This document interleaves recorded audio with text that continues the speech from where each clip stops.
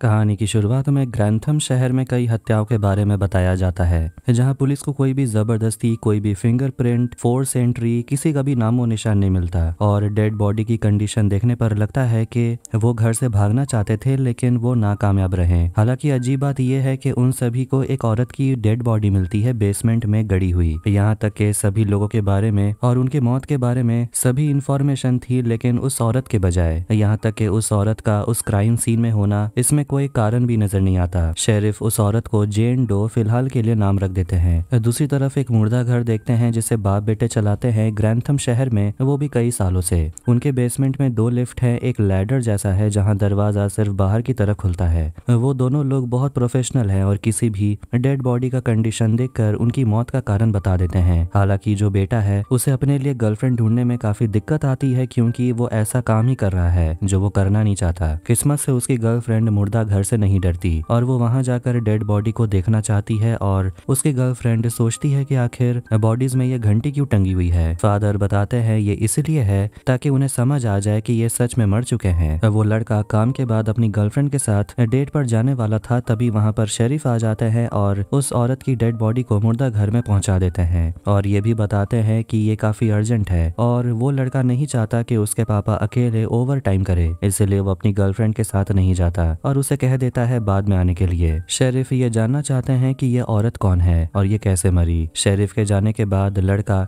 Video recorder on करता है और उसके पापा ऑटोप्सी स्टार्ट करते हैं। इस समय रेडियो में न्यूज आ रहा था कि कुछ दिन मौसम साफ रहने वाला है, लेकिन कोई भी इस बात पर ज्यादा ध्यान नहीं देता। ऑटोप्सी का पहला स्टेप है विजुअल असेसमेंट, और ये बॉडी को देखकर ही समझ पाते हैं कि जेन 20 से 30 साल की होगी। उसकी कमर भी पतली है, वो काफी गोरी है और जबरदस्ती का निशान भी नहीं है। लेकिन इसके बाद जो दोनों के साथ होने वाला है ये तो वो भी नहीं जानते थे। उस लड़की की आंखें सफेद हो गई थी, जिससे पता चलता है कि इसके मरे हुए कई दिन हो चुके हैं। उसके बॉडी को दफनाया नहीं गया था, मतलब कि मरे हुए बहुत ज्यादा दिन भी नहीं हुए। वो उस बॉडी को चेक कर ही रहे थे कि वो तुरंत नोटिस कर लेते हैं कि उसका हाथ का रिस्ट टूटा हुआ है और पैर भी टूटा हुआ है। चमड़े के ऊपर किसी तरह का घाव भी नहीं था और नाखून के अंदर कंट्री के नॉर्दर्न पार्ट की मिट्टी थी। लेकिन वो लोग फिलहाल अभी साउथ में हैं और वो लड़का ये सब चीज का फोटो ले लेता है, जबकि उसके पापा ब्लैक बोर्ड में सारे डिटेल का स्केचिंग कर रहे थे। उसी वक्त एक मक्खी उस औरत के नाक से बाहर निकलती है और ब्लड बाहर आने लगता है। फिर हम देखते हैं कि उस औरत का जीभ भी कटा हुआ था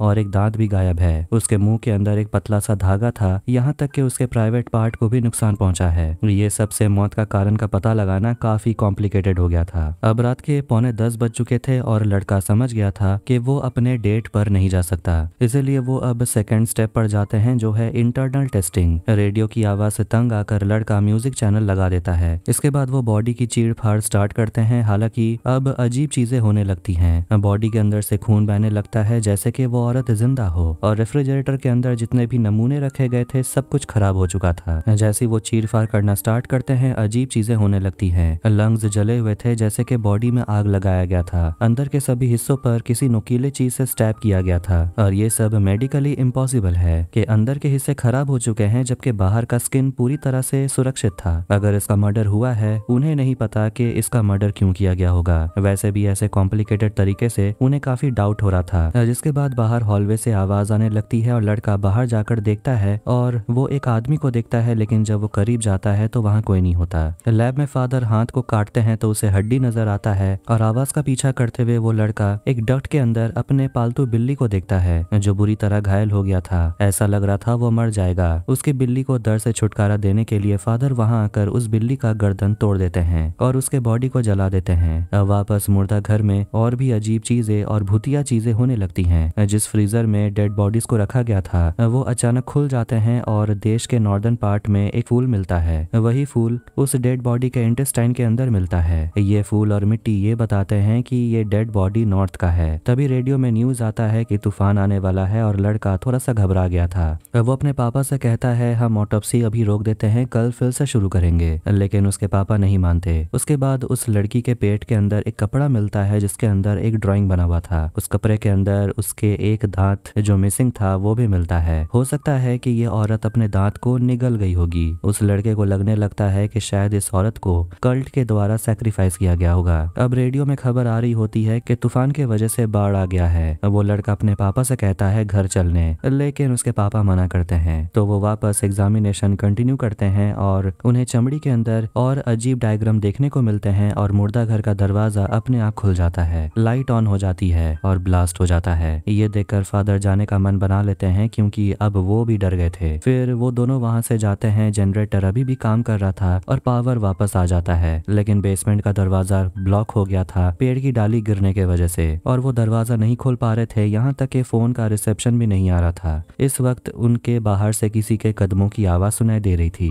डर के मारे वो दोनों ऑफिस में आ जाते हैं और शेरिफ को कॉल लगाते हैं, लेकिन टेलीफोन भी काम नहीं कर रहा। फिर वो बाहर किसी की आवाज को सुनते हैं और दरवाजे के नीचे से लड़का किसी के पैर को देखता है, लेकिन उसमें घंटी बंधा हुआ था। मतलब के बाहर जो भी है वो मर चुका है और ये साफ हो जाता है कि यहाँ जो कुछ भी हो रहा है ये सब की जड़ इस लड़की की डेड बॉडी है। वो दोनों दरवाजा कस के बंद कर देते हैं और यहाँ से भागने का सोच रहे थे, लेकिन कोई रास्ता ही नहीं है वहां से निकलने का। तभी फादर पर कोई हमला करता है बाथरूम में और ये देखकर फादर उस लड़की के बॉडी को खत्म करने का सोच रहे थे, इसलिए वो वापस मुर्दा घर में आते हैं और आवाज आना बंद हो गया था। लेकिन उनके अंदर आते ही दरवाजा खुद ब खुद बंद हो जाता है और लड़का एक कुल्हाड़ी उठा लेता है, दरवाजे को तोड़ देता है और देखता है कि सारे बॉडीज जिंदा हो गए थे। ये देखकर वो टेबल पर आग लगा देते हैं बॉडी को जलाने के लिए, लेकिन वो आग हर जगह फैल गया था। वीडियो कैमरा, फोटो सब कुछ जल जाता है, इसलिए वो तुरंत आग को बुझा देते हैं, लेकिन इससे लड़की के डेड बॉडी को कुछ भी नहीं होता। फिर वो दोनों लिफ्ट की तरफ भागते हैं और उनके पीछे डेड बॉडीज उनका पीछा कर रही थी। उनके अंदर जाने के बाद लिफ्ट का दरवाजा अटक जाता है और फादर अपने कुल्हाड़ी को घुमाते हैं, लेकिन वो गलती से अपने बेटे के गर्लफ्रेंड को मार देते हैं। ये देखकर लड़का काफी रोने लगता है, लेकिन ये दुख मनाने का समय नहीं था। कुछ देर के बाद लिफ्ट काम करने लगता है, पर अचानक लिफ्ट फिर से अटक जाता है। ऐसा लग रहा था कि आज ये दोनों जिंदा नहीं बच पाएंगे। फादर अपने बेटे से माफी मांगता है कि उसके वजह से वो लोग यहाँ रुके हैं ओवर टाइम करने के लिए, लेकिन उसका बेटा सोच रहा था कि आखिर वो लड़की उन्हें मारना चाहती है तो सीधा मार क्यों नहीं देती।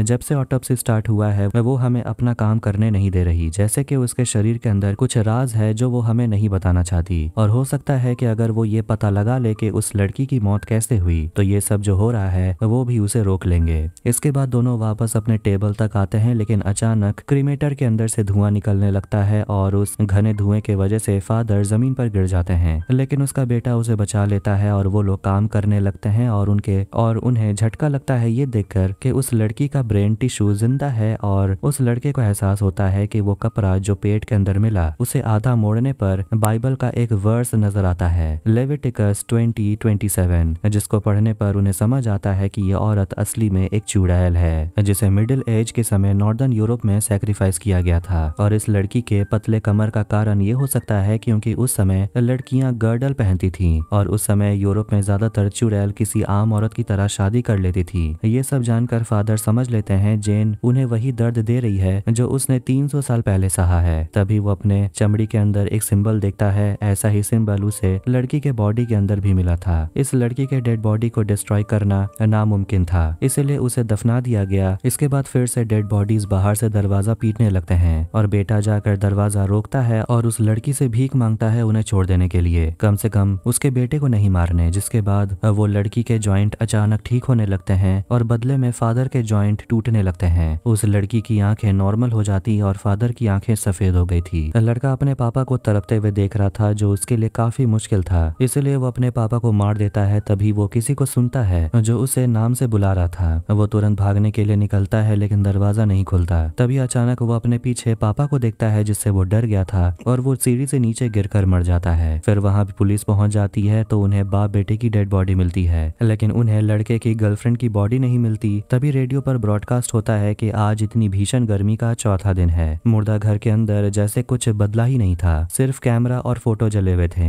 अजीब बात यह है कि जेन की बॉडी वहां पड़ी हुई थी, वो भी बिना चीड़-फाड़ किए। इस गुत्थी को सॉल्व करने के लिए उस लड़की के बॉडी को लोकल यूनिवर्सिटी ले जाया जाता है, लेकिन वैन के अंदर रेडियो में वही गाना बज रहा था जो कल रात मुर्दा घर में बज रहा था और वो लड़की अपनी पैर की उंगली को हिलाती है जिससे समझ आ जाता है कि वो असली में चुड़ैल है जिसे 300 साल पहले मार दिया गया था सैक्रिफाइस के लिए, और अब उसके अंदर बहुत ताकत है और वो लोगों को भरम दिखाकर मारती है। शुरू में जो हत्याएं दिखाई गई थी वो भी बिल्कुल मुर्दा घर में काम करने वाले बाप बेटे की तरह ही हुआ होगा भ्रम के वजह से। और इस फिल्म में बहुत सारे क्लूज भी छुपे हुए हैं, जैसे कि शुरू में बताया गया था कि मौसम साफ होने वाला है, लेकिन ऑटोप्सी के दौरान तूफान आने वाली है ऐसा खबर आया। पुलिस को 3 बॉडीज मिली जिसमें वो लड़की भी शामिल थी और उस गर्लफ्रेंड की डेड बॉडी नहीं मिली, जिससे ये समझ आता है कि वो लड़का अपनी गर्लफ्रेंड को हेलुसिनेट कर रहा था। फादर की मौत हो गई सैक्रिफाइस के तौर पर, लेकिन असली में उसके बेटे ने ही उसे मार दिया। और वहाँ जो घड़ी था उसमें हम देखते हैं कि जब ऑटोप्सी स्टार्ट हुआ तो 9:45 हो रहे थे, लेकिन बिल्ली के मरने के बाद वापस से समय 9:45 हो गया और ऑटोप्सी के पहले ही खबर आ रही थी कि तूफान आने वाली है, जो कि झूठी खबर थी। मतलब कि बाप बेटे को भ्रम आना पहले से ही शुरू हो गया था और शायद उस बिल्ली का मरना वो भी एक सैक्रिफाइस था, लेकिन फादर ने उस बिल्ली को मारकर इस रिचुअल को बीच में ही रोक दिया और वो खुद फंस गया, इसलिए उसे सैक्रिफाइस होना पड़ा। लेकिन आखिर में बाप को बचाने के लिए बेटे ने अपने पापा को मार दिया और ये सैक्रिफाइस भी पूरा नहीं होता ताकि वो चुड़ैल जिंदा हो पाए। इसीलिए लास्ट में बेटे की भी मौत हो जाती है। जब तक ये चुड़ैल जिंदा नहीं होती वो ऐसे ही लोगों को मारती रहेगी और आगे भी ऐसा ही होगा, क्योंकि लास्ट में उसका पैर जो हिल रहा था। और इसी के साथ ये फिल्म यहीं पर खत्म हो जाती है। अगर आपको ये वीडियो पसंद आए तो वीडियो को लाइक करें, चैनल को सब्सक्राइब करें। मिलते हैं नेक्स्ट वीडियो में। Take care.